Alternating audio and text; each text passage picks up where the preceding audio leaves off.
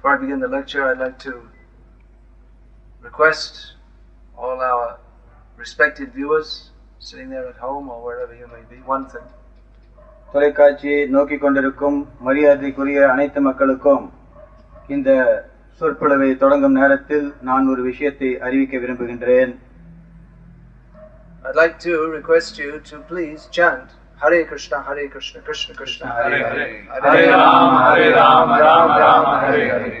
நான் விடுக்கும் அந்த வேண்டுகோள் ஹரே கிருஷ்ணா, கிருஷ்ணா கிருஷ்ணா, ஹரே ஹரே, ஹரே ராம, ராம ராம, ஹரே ஹரே என்ற மகாமந்திர ஜபத்தை நீங்கள் எல்லோரும் ஜபியுங்கள் என்று.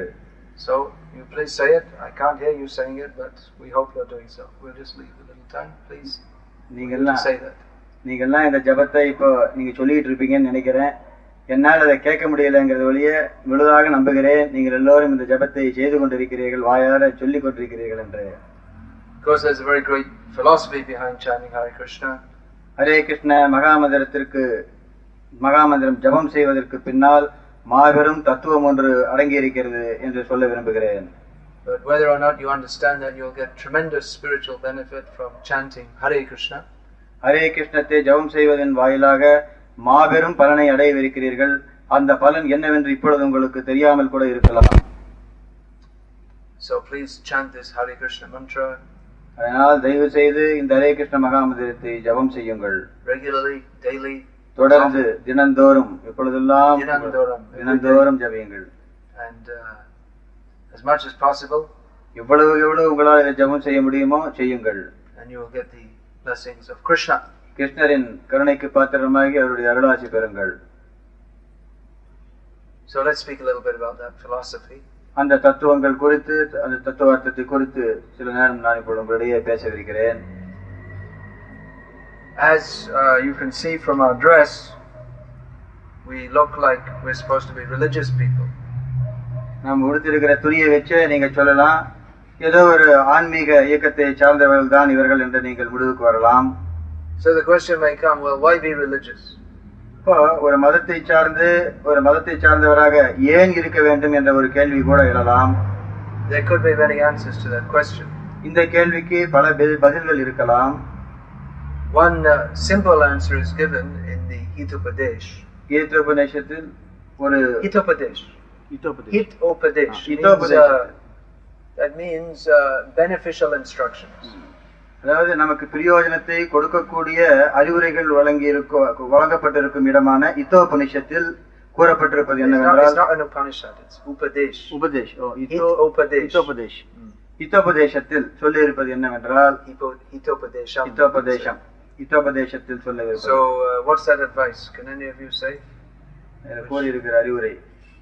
Which verse I'm thinking of? Ahara nidra bhaya maitunam cha. Anyone can say? Anyone can say?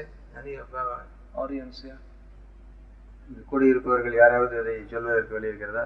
You don't know this? Chandrasekhar, you can say.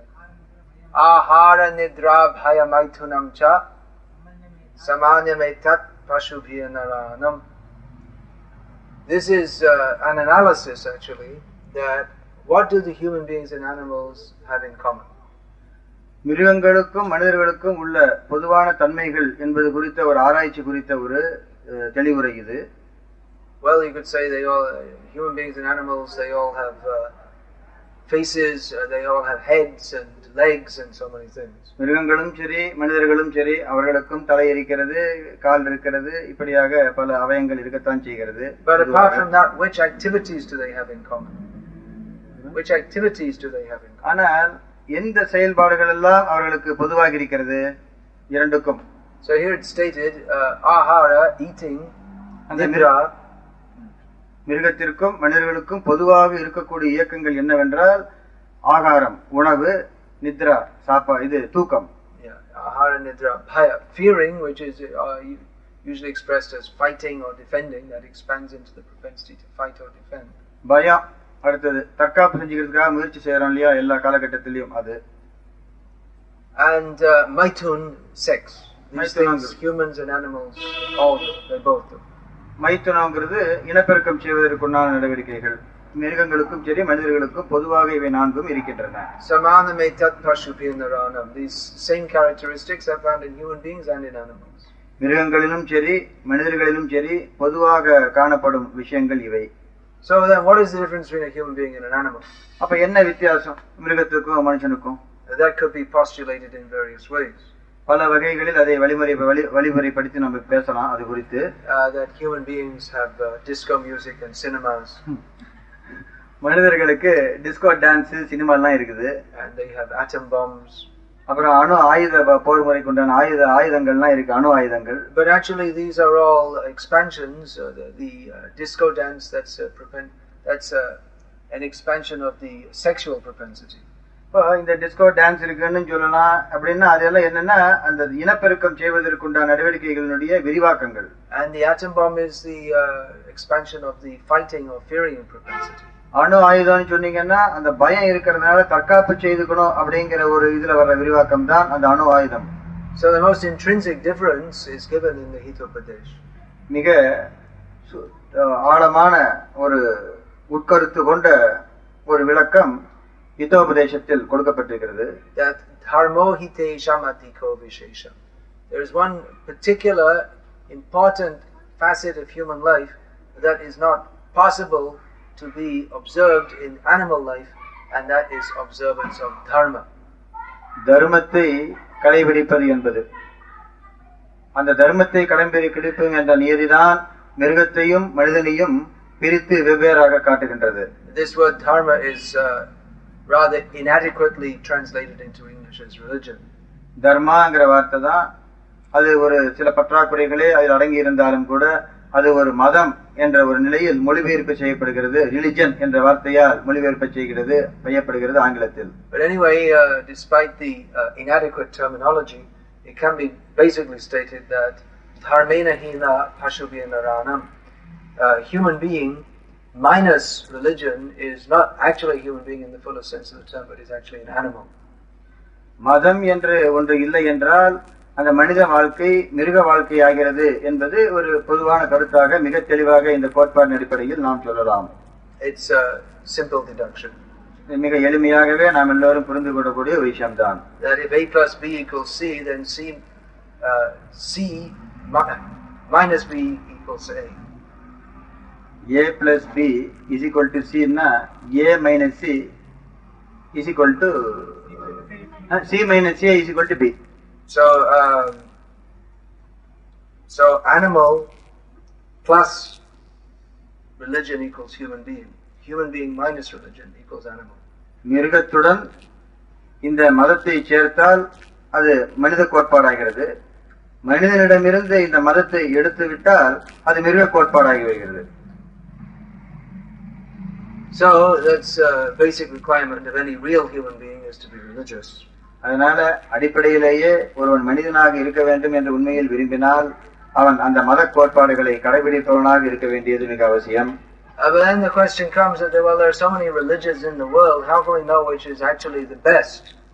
அடுத்த கேள்வி, இந்த உலக அளவில் எவ்வளவோ மதங்கள் இருக்கும் நிலையில் இருக்கிற மதங்கள்ல எது மிகச் சிறந்தது என்று தெரிந்து கொள்வதற்குண்டான ஒரு கேள்வி எழலாம். So naturally you expect a Christian to say, well, Christianity is the best. இயற்கையாகவே கிறிஸ்துவ மதத்தை சார்ந்திருப்பவர்கள் கிறிஸ்துவ மதமே சிறந்தது என்று சொல்லலாம். And particularly the particular church that he follows, just like you may say that I'm the best line is the United Reform Epistolonian Pentecostal 1892 Reformation Baptist Combined Church. This is the best.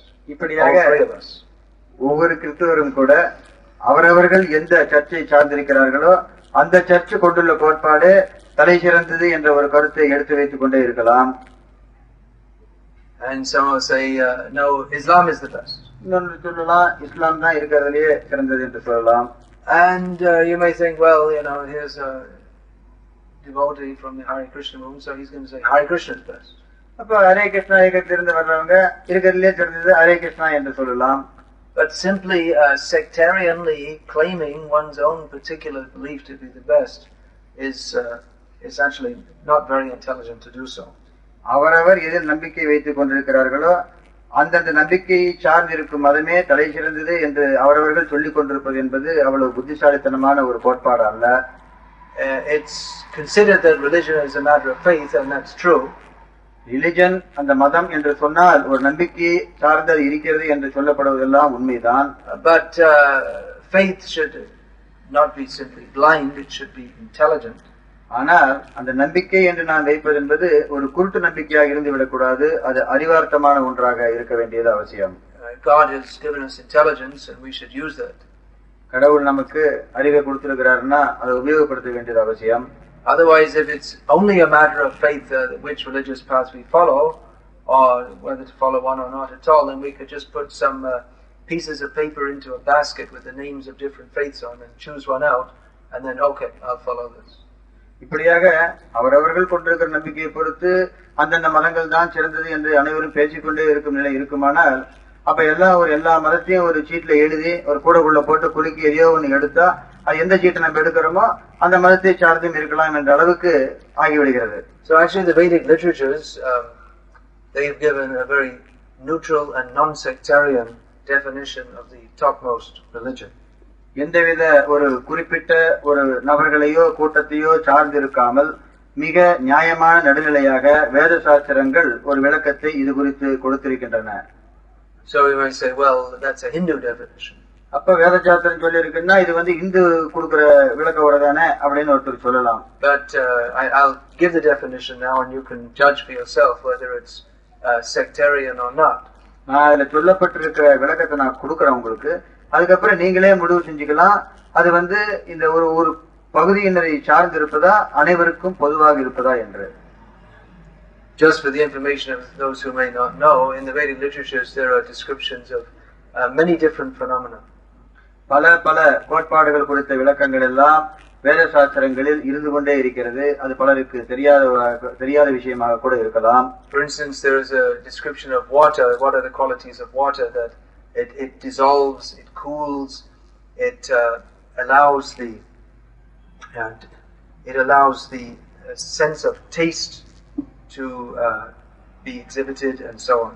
உதாரணத்திற்கு நீரை எடுத்துக்கொண்டால் நீருக்கு என்னென்ன குணங்கள் எல்லாம் இருக்கின்றன என்ற விளக்கங்கள் எல்லாம் அது குளிர்ச்சி தரக்கூடியது, ஒரு ருச்சியை தரக்கூடியது, சில வஸ்துக்களை அதில் கரைத்துக் கொள்ளக்கூடியது, இப்படியாக பல விளக்கங்கள் எல்லாம் நீரை குறித்து அந்த வேத சாஸ்திரங்களில் கொடுக்கப்பட்டிருக்கிறது.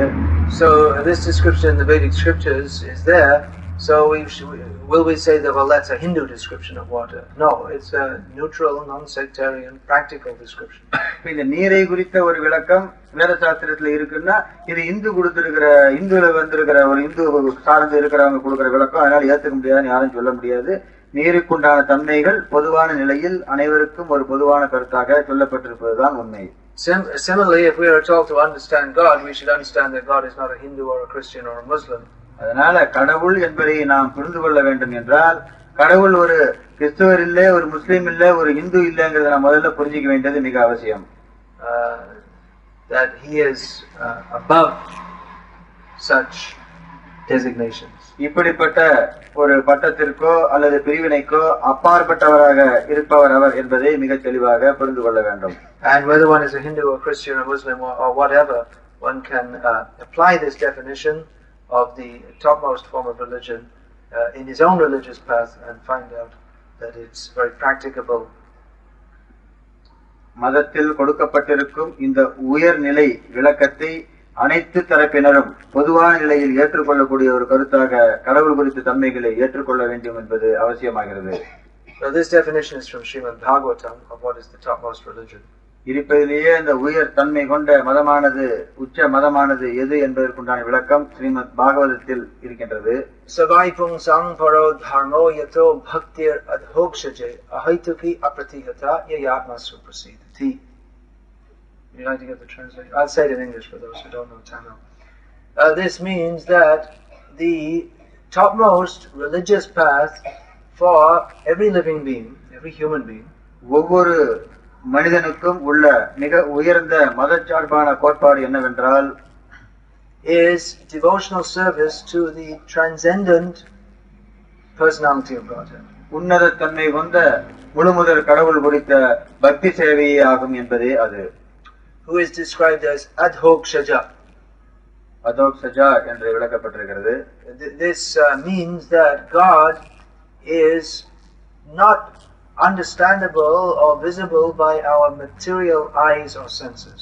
அதாவது அதற்கு பொருள் என்னவென்றால் ஜட அவயங்களால் இந்த புலன்களால் அறிய முடியாதவர், அதற்கும் அப்பாற்பட்டவர் என்ற அந்த வார்த்தைக்கு விளக்கமாகும். In other words, if at all we're going to accept God, then we have to accept that He is a transcendental being who is far beyond our mundane platform.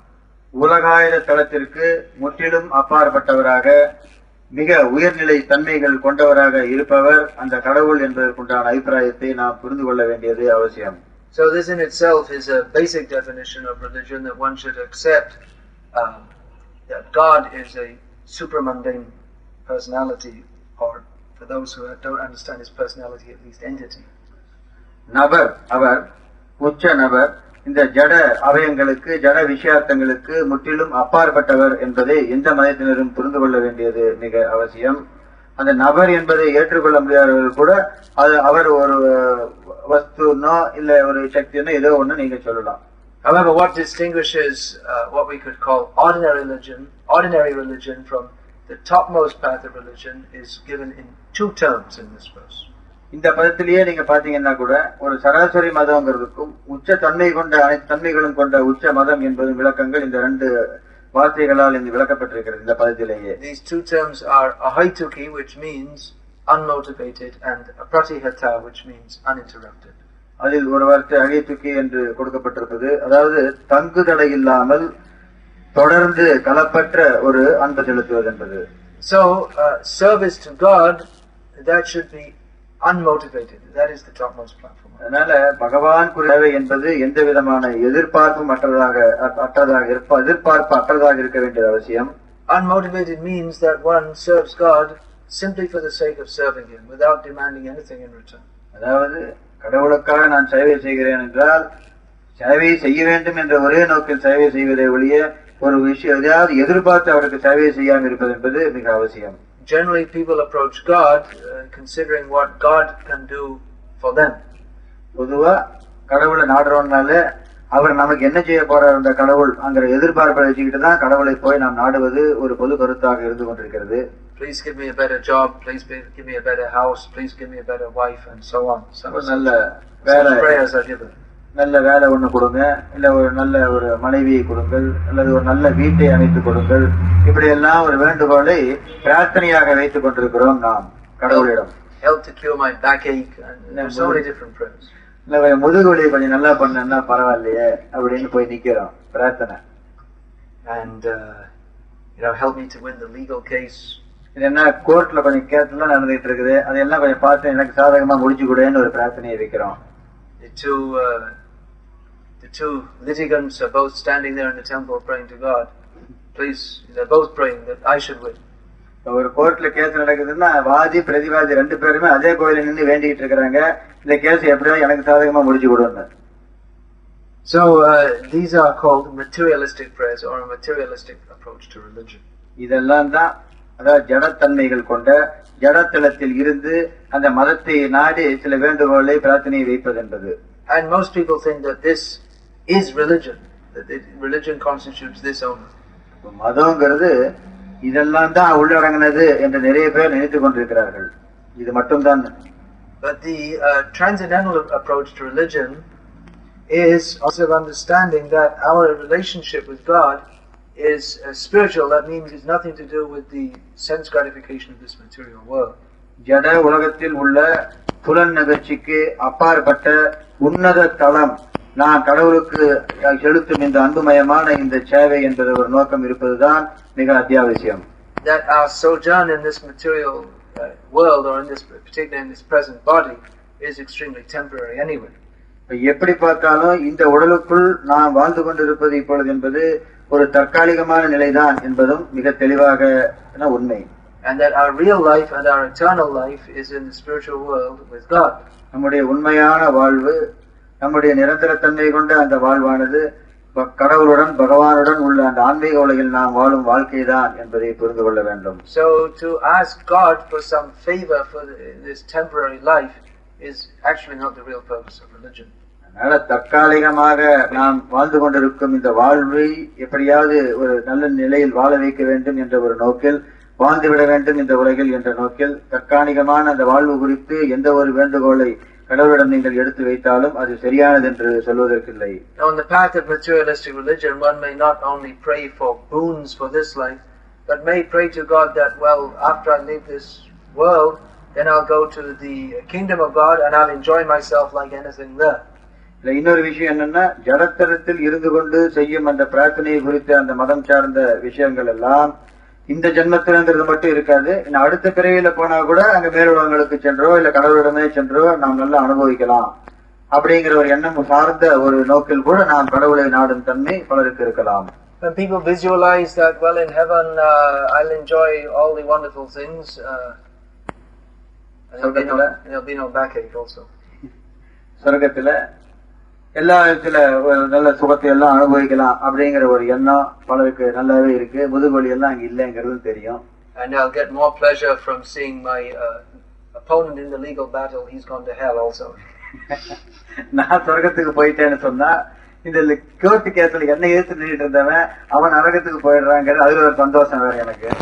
So this is all a very materialistic and selfish approach to இதெல்லாம் சுயநலம் கொண்ட ஜடத்தளத்தில் இருந்து கொண்டு நாம் அந்த மத கோட்பாடுகளை கடைபிடிக்கக்கூடிய நியதிகள். The real meaning of religion is actually to love God. உண்மையிலேயே அந்த மதம் என்பதற்குள்ள சரியான அர்த்தம் என்று சொன்னீங்கன்னு சொன்னா அது பகவான் குறித்த நமக்குள்ள அந்த அன்பை நாம் வளர்த்துக் கொள்வதுதான். And that real love is not expressed in demanding from him, but in acting in such a way that he is pleased. கடவுள் குறித்து நாம் தூய அன்பை செலுத்துகிறோம் என்றால் நமக்கு தேவையானதை இதை கொடு அதை கொடு என்று அவரிடம் பல வேண்டுகோளை வைப்பது அல்ல, அவர் ஆனந்தப்படும் வகையில் அவருக்காக நாம் சேவை செய்வது என்பதே ஆகும். Although some people deny that God is a person, they still pray to him. What is that? What are you praying to? Praying means you're praying to a person. கடவுள் ஒரு நபர் அல்ல என்று மிக இந்த மாதிரி புரிஞ்சுக்கிட்டு தவிர புரிஞ்சுக்கிட்டு இருக்கிறவங்க எல்லாம் கூட அவர்கிட்ட போயிட்டு பல பல பிரார்த்தனைகளை எடுத்து வைக்கிறவன்னு இருந்தாங்கன்னா அவ பிரார்த்தனை எதுகிட்ட வைக்கிறது? ஒரு நபர்கிட்ட தானே வச்சாகணும். So Thomas religion means to love God, not to just treat him like a bank clerk or something like that. Bank teller, he gives the money. இந்த பேங்க்ல இருக்கிற கிளர்க் இல்ல கேஷியர் வந்து அப்படியே பணத்தை எடுத்து கொடுக்குற மாதிரி கொடுத்துட்டே இருக்காரு இல்லையா கேஷியர், அந்த மாதிரி நினைச்சுக்கிட்டு இருக்கிறது இல்ல. கடவுள் போய் நாடுறது இதெல்லாம் நமக்கு என்னென்ன வேணுமோ எல்லாம் கொடுக்கறதுக்கு உண்டான ஒரு ஏஜென்ட் அவர் இல்லை. I learned the Tamil word, cashier. Okay. So Thomas religion means to understand that God is actually the most wonderful person. மிக அற்புதமானவர் அந்த நபர் என்பதை புரிந்து கொள்வது கடவுளை குறித்து நாம் புரிந்து கொள்வதில் ஒரு தன்மை. And person means that he also likes to reciprocate with other people. ஒரு நபர் என்ற ஒரு தன்மை கொண்டு விட்டாலே அந்த பரிமாற்றம் பலவிதமான பரிமாற்றங்களை பலருடன் செய்யக்கூடிய ஒரு தன்மை கொண்டவராக அவர் இருக்கிறார் என்பதையும் புரிந்து கொள்ள வேண்டும். He's like that. He's not just, like I say, in charge of the stores and giving out towels and blankets and things like that. ஏதோ ஒரு டிபார்ட்மெண்ட் ஸ்டோருக்கு அதிபதி மாதிரியும் நமக்கு என்னென்ன தேவையோ அதையெல்லாம் அவர் கொடுத்துட்டு இருக்கிற மாதிரியும் இருக்கக்கூடியவர் அல்ல கடவுள். So Thomas religion is to know who is this person God and reciprocate with him in a very loving manner. அன்புமயமான ஒரு பரிமாற்றத்தை அவர் யார் அந்த கடவுளானவர் என்பதை புரிந்து கொண்டு அந்த பரிமாற்றத்தை ஏற்படுத்தும் ஒரு தளம்தான் இருப்பதிலேயே உச்சமான மத கோட்பாடாகும். That's why we'll find that in our Krishna conscious movement we offer things to God. அதனாலதான் கிருஷ்ண உணர்வு இயக்கத்துல நீங்க பாத்தீங்கன்னா எதையெல்லாம் அவருக்கு அர்ப்பணிக்கப்பட முடியுமோ அவையெல்லாம் நாம் கிருஷ்ணருக்கு என்று அர்ப்பணித்துக் கொண்டே இருப்பதை நீங்கள் காணலாம். Fruit, flowers and so many things. பழங்களாகட்டும் பூக்களாகட்டும். Why? Because he enjoys them. ஏனென்றால் அவர் அதை அனுபவிக்கிறார். God is not devoid of enjoyment. He is the source of all transcendental, blissful, loving enjoyment. உன்னத தன்மை கொண்ட ஆனந்தமயமான சுரூபியாக அவர் இருக்கும் நிலையில் நாம் அவருக்கென்று வழங்கும் அனைத்தையும் அவர் அனுபவிக்கிறார் என்பதை புரிந்து கொள்ள வேண்டும். And although he possesses everything and he is the source of everything, he also enjoys when his devotees with love offer him nice things like fruits and flowers. அனைத்திற்கும் சொந்தமான எஜமானனாக அவர் இருந்தும் கூட ஒரு அன்பு பரிமாற்றமாக அன்பின் அடிப்படையில் அவருடைய பக்தர்கள் அவருக்கு வழங்கும் அனைத்தையும் மிக ஆனந்தமாக ஏற்றுக்கொள்கிறார், அனுபவிக்கிறார். So the topmost religion means to offer things to God for His pleasure and to act for His pleasure and not demand that you have to give me some money or cure my backache or whatever. Not demand anything in return. இருக்கிறதிலேயே உயர்தன்மை கொண்ட ஒரு மத கோட்பாடாக எது இருக்கும் என்றால், நாம் அவருக்கென்று அன்புமயமான அனைத்து சேவகம் செய்து அனைத்தையும் அவருக்கென்று அர்ப்பணம் செய்து நமக்கென்றும் இதை கொடு அதை கொடு என்று கேட்காத நிலையில் ஒரு அன்பு பரிமாற்றத்தை ஏற்படுத்தக்கூடிய அடிப்படையில் அவரை நாம் நாடுவதுதான். So the topmost religion should be in which one serves God simply for His pleasure without any personal motivation. உச்ச மத கோட்பாடு என்றால் தனக்கென்று சுயநலம் கொண்ட ஒரு நோக்கம் எதுவும் இல்லாமல் தன்னலமற்ற ஒரு நிலையில் அவருக்கென்று சேவைகள் செய்து அனைத்தையும் அர்ப்பணம் செய்யும் நிலையில் ஒரு அன்பு பரிமாற்றத்தை அவருடன் ஏற்படுத்துவதுதான். And that should also be a pratihata, which means without any interruption. அதுவும் எதுவும் தங்குதடை இல்லாம அப்படி செலுத்துற அன்பும் தங்குதடை இல்லாம இருக்கணுங்கிறது மிக அவசியம். In other words, it's not that one should pray some time of the day and think about God some time of the day and just forget Him at other times. இன்னொரு விஷயம் என்ன புரிஞ்சுக்கணும்னா, ஏதோ பூஜை பண்றதுக்கு சாமி கும்பிட்றதுக்குன்னு ஒரு நேரத்தை ஒதுக்கிட்டு ஏதோ கொஞ்ச நேரம் மட்டும் அவர் வச்சு அதை பத்தி நினைச்சுக்கிட்டு மிச்சம் இருக்கிற வேலையை எப்பவும் போல பார்த்துட்டு இருக்கலாங்கிறது அல்ல. எப்பொழுதுமே தொடர்ந்து அந்த நீதிகளை, அந்த அன்பு பரிமாற்ற நீதிகளை கடைபிடித்துக் கொண்டே வருவது என்பதுதான் உண்மை. That we put aside some time for God and the rest of the time is for me. சில நேரத்தை கடவுளுக்குன்னு ஒதுக்கிறது, மிச்ச நேரத்தை எல்லாம் நமக்காக செலவழிச்சுக்கலாங்கிற ஒரு கோட்பாடின் அடிப்படையில் நாம் இந்த நேரத்தை திட்டமிடுவது அல்ல. But the topmost religious processing is one in which one is acting only for the pleasure of God all the time without any interruption. எந்த விதமான தங்குதடையும் இன்றி சதா சர்வ காலமும் பகவானின் ஆனந்தத்திற்காகவே செயல்படுகிறான் ஒருவன் என்றால் அவன் சரியான ரீதியில் இருக்கிறான் அந்த ஆன்மீக தளத்தில் என்று சொல்லலாம். Sada sarva kalamam, all the time. எல்லா நேரத்திலும் serving. அவருக்கு சேவை செய்து கொண்டே இருக்க வேண்டும். Now we may think, well, that's possible for sadhus who don't have anything else to do. இப்ப இதை சொல்லலாம், சாதுக்கள் வேற எதுவும் வேலை கிடையாது, இதையே செஞ்சிட்டு இருக்கலாம்னு சொல்லலாம். But actually this love of God is meant for everyone. ஆனா இந்த பகவான் சார்ந்து நாம் செலுத்தும் அந்த அன்பானது எல்லாரும் செலுத்தக்கூடியதுதான். It's not meant only for persons who are retired from material activities. ஜட நடவடிக்கைகளிலிருந்து ஒதுங்கி வாழ்பவர்கள் மட்டும் இருக்குது இந்த அமைப்புக்கு சொந்தமானவர்கள் அல்ல, இப்படிப்பட்ட நடைமுறைக்கு சொந்தமானவர்கள் அல்ல. அனைவரும் இந்த அன்பு பரிமாற்றத்தை செய்ய வேண்டியது அவசியம். This is exemplified in the case of Arjuna. It's very famous. Krishna spoke Bhagavad Gita to Arjuna. கிருஷ்ணர் அர்ஜுனிடம் அந்த கீதையை பேசினார். அர்ஜுனனையே நாம் உதாரணமாக வைத்து பார்க்கலாம் இந்த விஷயம் குறித்து. That Arjuna, he wanted to run away from the fight and in that way be a religious person. மதச்சார்பினனாக தன்னை ஆக்கிக் கொள்ளலாம், இந்த போர்க்களத்தில் இருந்து ஓடிவிட்டாலே போதும் என்ற ஒரு எண்ணத்தில் இருந்தவன் Arjunan. But Krishna advised Arjuna, you fight, but you remember me also. Krishna himself being God. கிருஷ்ணர் அர்ஜுனன் கிட்ட என்ன சொல்றார், நீ போரிட வேண்டியது உன்னுடைய கடமையாக நீ போரிடு, ஆனால் என்னையே நினைத்துக் கொண்டும் இரு என்று சொல்கிறார். So this doesn't mean that everyone should fight, but Arjuna in that particular unusual circumstance was enjoined to fight. இப்போ இந்த நிலையில நாம் எல்லோருமே அந்த வாழ்க்கை என்னும் போராட்டத்தில் போராடி கொண்டேதான் இருக்க வேண்டும் என்ற நிலை அர்ஜுனனுக்கு அந்த போர்க்களத்தின் போராட்டம். The message of Bhagavad Gita is not, as some people misconstrue, an injunction to everyone to fight, but it's an injunction to everyone to remember Krishna and serve Krishna. இப்போ the message of the Bhagavad Gita, as it is sometimes misconstrued, is not that everyone should fight, but that everyone should remember Krishna.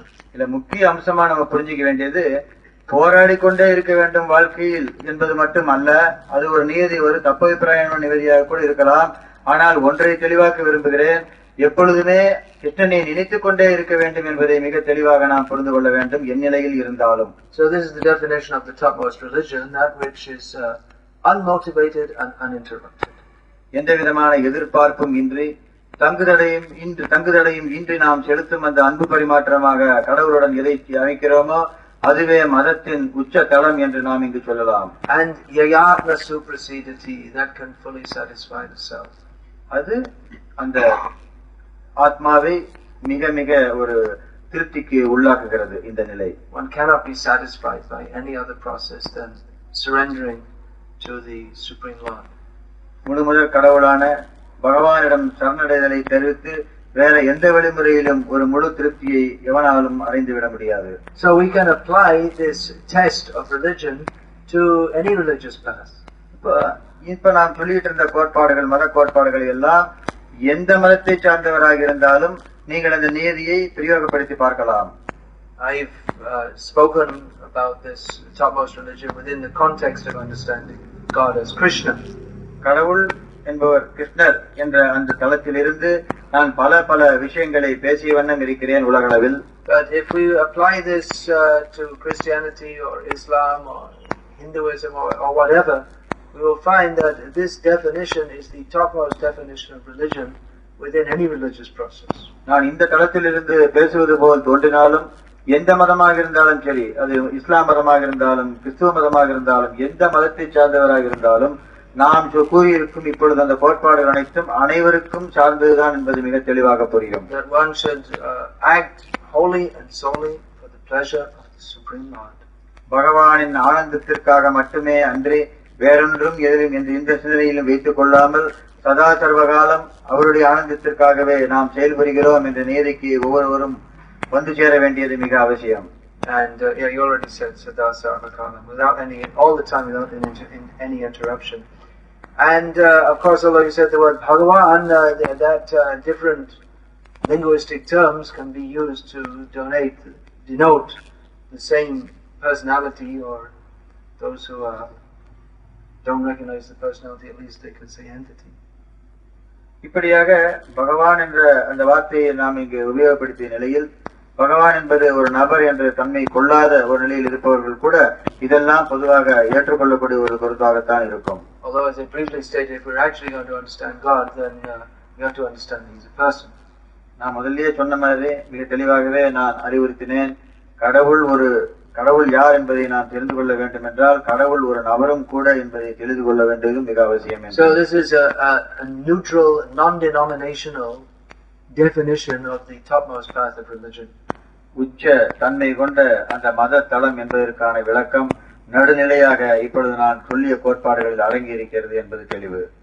Of course, we are practicing Krishna consciousness, and we have, by studying and understanding so many different scriptural directions, understood that this topmost method of religion can very practically be observed within the path known as Krishna consciousness.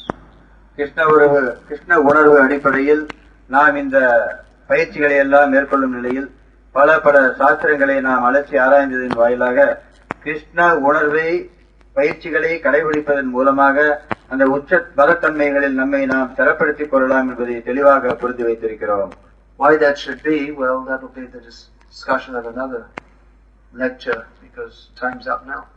ஏன் அப்படின்னு சொல்லி ஒரு கேள்வி எழுப்புனா அது இன்னும் விளக்கமாக பேசிக்கொண்டே போகலாம். அது இன்னொரு சொற்பொழிவு நிகழ்ச்சியாகத்தான் அது அமையும். அதற்குண்டான காலகட்டத்தில் அதையும் செய்யலாம். So we'll just finish as we started. அதை எப்படி நம்ம இந்த சொற்பொழிவை தொடங்கினோமோ அதே போல் அதை நாம் இப்பொழுது ஒரு முடிவுக்கும் கொண்டு வரலாம். By requesting everyone to chant. அனைவரையுமே நான் வேண்டுகோளாக ஆரம்பத்தில் வைத்த அதே வேண்டுகோளாக இப்பொழுதும் அந்த வேண்டுகோளை வைக்கிறேன். ஜபத்தை Hare Krishna, Hare Krishna, Krishna Krishna, Hare Hare, Hare Rama, Rama Rama, Hare Hare என்ற ஜபத்தை அனைவரும் செய்ய வேண்டும் என்பதே அது.